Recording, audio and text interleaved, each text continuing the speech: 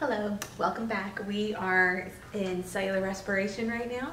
We just finished talking about glycolysis and how this is happening in the cytosol of the cell, so outside the mitochondria.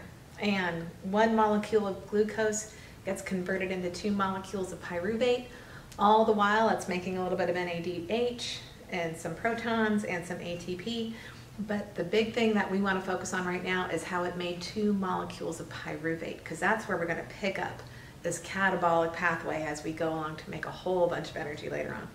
So now we are entering the second phase of cellular respiration. First was glycolysis, and now we are in the citric acid cycle. Remember, it's also called the Krebs cycle. So you may see that in some textbooks or in other resources. Perfectly true. So big B is the citric acid cycle. I'll also put Krebs in here as well, so you have that in your notes. And what the citric acid cycle is, the biggest point of the citric acid cycle is to do 2 things.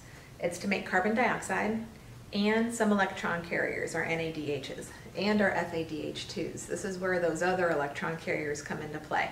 So don't worry about the different names of them. They do the exact same thing. They both pick up 2 electrons. So the main point of this is to essentially break down pyruvate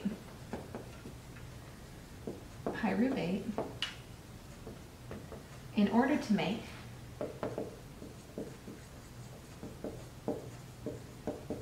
carbon dioxide and, most importantly, electron carriers. You're going to make a little bit of energy here too, ATP. Not much to write home about, so don't worry. We're going to worry about it, but we're not going to worry about it. You know what I mean? So here's pyruvate. Here's where we're going to be picking up this whole entire story. So pyruvate is now hanging out in the cytosol. So if you remember what pyruvate looks like, so here's our pyruvate. And remember, you have 2 of these because you made 2 in glycolysis. So I'm going to draw the picture for you, and then we're going to describe it, and so you can actually put it down in words as well. But it's always great to draw these things out. So pyruvate is coming in contact with the mitochondria. So I'm just kind of showing you the edge of the mitochondria. Here's the outer membrane, and then here's the inner membrane. In the inner membrane, there's actually a set of proteins that open up to allow pyruvate into the matrix. Now here's an interesting thing that happens. As pyruvate enters the matrix, reactions automatically start happening. And here's what goes on. I'm just going to draw a nice little arrow here. This pyruvate goes in, and immediately this CO2 group, the CO negative group, gets released. And so right away, it comes off of this reaction, you make 1 molecule of carbon dioxide. So now you have this 2-carbon chain of pyruvate here, and it's ready to kind of bind to something right now. When you take in vitamin B6, that's, or vitamin B, there's a coenzyme in vitamin B that our bodies metabolize to actually get used for this process. There's a reason people take vitamin B to boost their energy. It's because it's involved in this part of the pathway for creating energy. Without vitamin B, a good enough supply of it, you're not metabolizing your food as well, and you're not making as much energy as you could. So vitamin B is a good thing for many reasons, but mainly for this, because during this whole entire process, vitamin B comes into play, and there's a coenzyme, and we call it coenzyme A. So coenzyme A, I'm going to say it's coming into the reaction right now. So coenzyme A, which is funny because it comes from vitamin B, go figure, it comes into play. This coenzyme actually latches itself onto this 2-carbon chain. And in the meantime, during this whole process, this is just when pyruvate is entering the matrix. The cycle hasn't started yet. We also have a couple NADs coming into play, or 1 NAD, but it has to happen twice. So one NAD comes in, becomes an NADH with a proton. So one NAD plus comes in, you get an NADH and a proton. Okay, so all of that happens as soon as pyruvate gets in. This CO2 group gets kicked off, this coenzyme A gets put on right there. And this is what comes out, this is the product of these series of reactions. You get a new molecule called acetyl-CoA. The acetate part, the acetyl part, is because of these two carbons. This whole thing is acetate. Once you put acetyl or coenzyme A on top of it, it becomes acetyl-CoA. So here's what the new molecule is going to look like.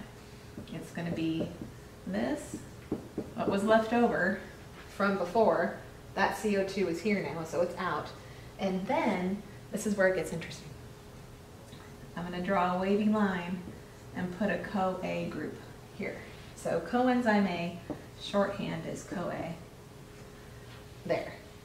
That wavy line represents a very unstable bond. That bond is kind of being forced there. It wants to break away. It wants to just leave and not worry about coming back. So it doesn't want to be there, but it's there because this is how we're going to start the citric acid cycle. This very unstable bond, it's kind of like ATP in a way. When you had those three phosphates together and you take two of them off, it just releases this energy when you break that bond. What's going to happen is all these enzymes are going to come into play. One of them is going to kick that CoA group right off. As soon as that CoA group gets released, that's going to give enough energy to propel one citric acid cycle. So imagine as if I have a soccer ball and I need to kick it to a goal far, far away. If I give it a big enough kick, it's going to give enough energy for that ball to roll exactly where I need it to be. And that's exactly what's happening with CoA. CoA is going to kick off and it's going to give enough energy for one cycle of the citric acid cycle.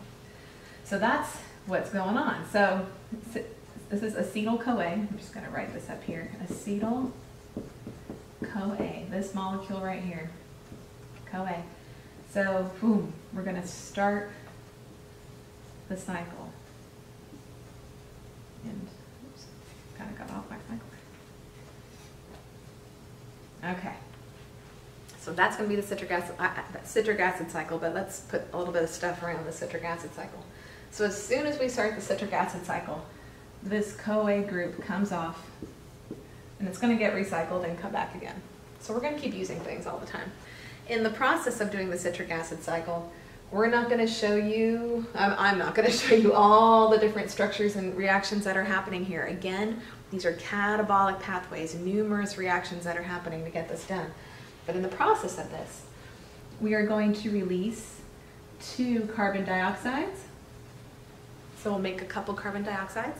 We're also going to have 3 NAD pluses come in to make 3 NADHs and 3 protons. So let's make a little arrow going in and out. So 3 NAD plus go in to make 3 NADH and 3 protons.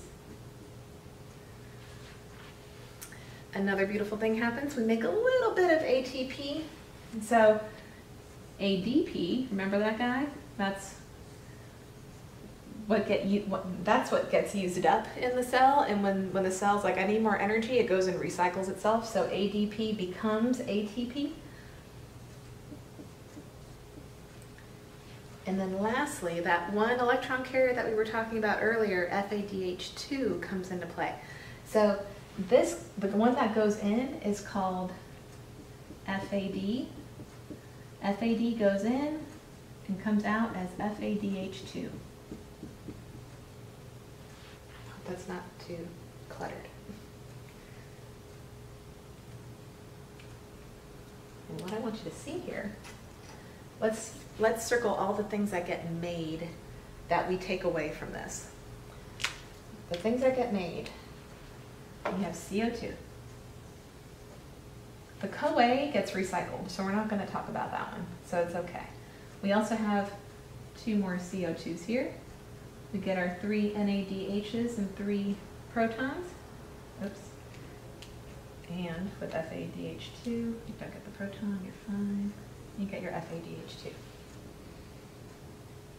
Now let's do some tallies here to see what goes on. So 2 pyruvate. So we're only looking at 1 pyruvate at a time when we look at the cycle. So all of these values you need to double because pyruvate, there's 2 of them going in. And so all of this is times 2. So don't forget that. Okay, so let's do our overall yield again. So from 2 pyruvate, here's what we're going to make. We have 1 CO2 here and 2 CO2s here, but we have to do this twice. So that's 3 total, but 3 times 2 is 6. So we're going to get our 6 CO2s. We have 3 NADHs and 3 protons, but we do it twice again. So we're going to have 6 NADH and 6 protons. And we're going to have a total of 2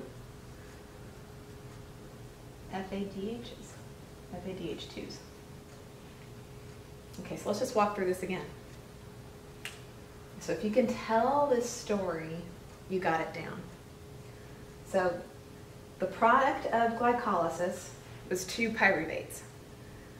Pyruvate basically kind of gets sucked into the mitochondria. If there is oxygen present, I didn't tell you about this before, but if you're breathing and you have enough oxygen in your cell, pyruvate is just going to naturally want to enter in because it just has a desire, a pull to, and we're going to get to that later.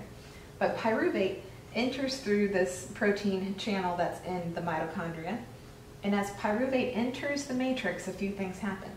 This CO2 group gets kicked off, a coenzyme A molecule gets put on top of the pyruvate, and you make an electron carrier as well. Oh, I forgot that in my count. Forgive me. So you make 3 there, you make 1 there, you actually make 8 NADHs, forgive me, and 8 protons. Totally forgot about the NADHs. There we go. So there's our other product there as well. Forgive me. All right, let's get back to pyruvate again. Pyruvate enters in. As soon as it gets in, CO2 gets kicked off, coenzyme A gets put on, and you have an electron carrier that gets made. This whole process creates acetyl-CoA with that very unstable bond. CoA does not want to be on there. As soon as it gets kicked off, all this energy is released. So this whole cycle can happen. And now, throughout that whole cycle, you're going to make 2 carbon dioxides. You're going to make 3 NADHs and 3 protons. You're also going to make another electron carrier called FADH2. This whole process happens twice, because that was just one time. Now we're going to do it again. So as long as pyruvate is being made, this cycle just continues to keep going. So that is the citric acid cycle. The biggest point of the citric acid cycle, again, is to make our carbon dioxide and our electron carriers. We really made, oh sorry, I'm forgetting another product. We made a little bit of ATP. We made two ATPs as well. Forgive me if I forgot to tell you about it or put it on my overall yield list, because it's just a little bit, just like glycolysis. We haven't made a lot of ATP yet. You cannot live on this alone. You need more than this. So this is just itty bits of ATP that are being used. So that is a citric acid cycle. And I'm actually going to stop here. I know it's a shorter video this time, but the next phase, which is our oxidative phosphorylation, that's a little bit more complex, and we're going to need a little bit more time to go into that. But what I want you to know going into oxidative phosphorylation is everything that we've made so far, especially the electron carriers, that's what we care about the most right now. These electron carriers, they've been holding on to all this energy so far. We haven't made too much energy in the form of ATP. Now, during this whole entire time, during the glycolysis and citric acid cycle, I want you to picture that these electron carriers that get made, they're starting to walk up the ladder with these electron children so they can put them down this awesome slide so they can make tons of energy. And this is where the slide comes into play. So this next phase this is where we're going to make some energy, and it's awesome. So come back, we'll talk about oxidative phosphorylation, and that will be the whole story of cellular respiration. I'll see you soon.